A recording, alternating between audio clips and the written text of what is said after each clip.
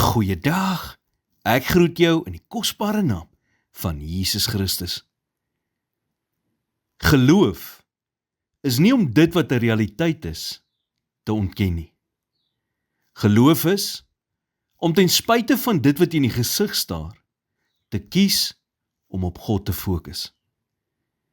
Die belangrikste ding wat jy kan doen, is om elke keer geloof bo vrees te kies. Moet nooit geloof met vrees verwar nie.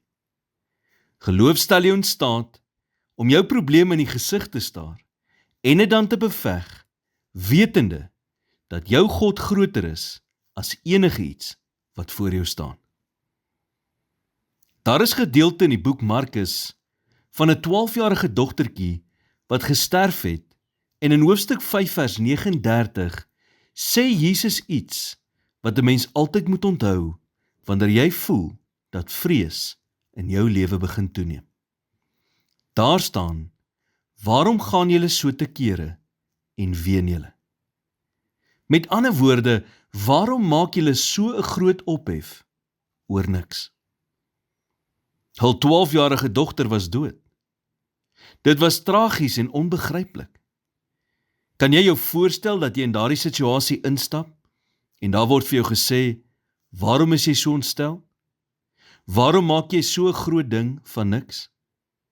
Dit klink onsimpatiek om so iets te sê. Maar Jesus het dit nie gesê omdat hy geen simpatie of meegevoel gehad het met die mense nie. Nee, hy het die situasie gesien vir wat dit werklik was. Hy het die uitkoms geken. Hy het geweet, daar was steeds hoop, al het dit gelyk of daar nie was nie. Hy het nie hierdie verskriklike tragedie ligtelik opgeneem nie. Hy het nie hulle hartseer en gehuil en droefheid misgekyk nie.